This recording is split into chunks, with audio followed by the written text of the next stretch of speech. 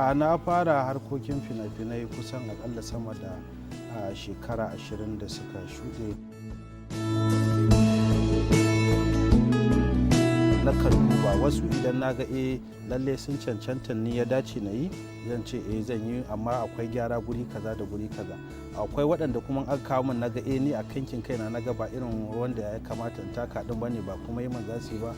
Ina ba da shawara in ce mutum ya je nemi wani jarumi wanda zai iya wannan rol ɗin.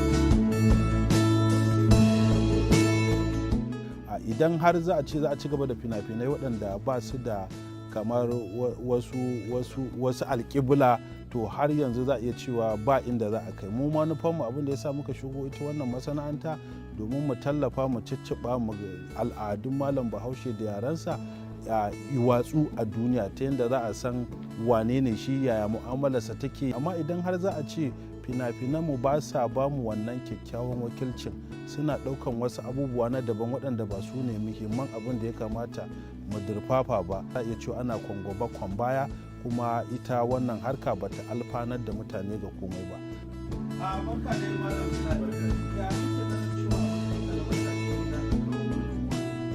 Ba gaskiya ba ne kan cewa ana titsiye mutane. Mu ba ma kiran mutane mu zo mu titsiye ka ko mu tozarta ka ko kan wani abu. Kuma akasarin tambayoyin da muke tambayoyi ne waɗanda za a iya cewa su suke gina kansu.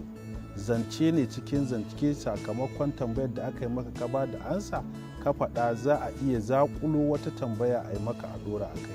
Kasancewar ina cikin ɗan fim ko kuma gudanar da harkar fina-finai, shirin ba zai daɗi ba idan har ko da yaushe zan zama na cewa ina goyon bayan baƙi na 'yan fim ko ba 'yan fim ba, kan gaskiya suka faɗa ko ba gaskiya suka faɗa.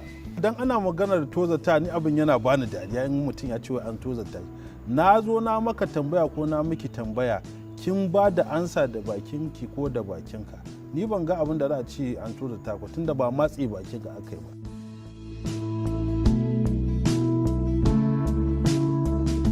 Ina son a haɗa ni da mai ƙwazo wanda isan abin da yake kuma ya fahimci abin da zai yi. Ina jin takaici a haɗa ni ga wanda bai san labari ba, bai kuma ƙoƙarin ya san labari ba, bai kuma san wace irin rawa ake tsammanin zai taka ba.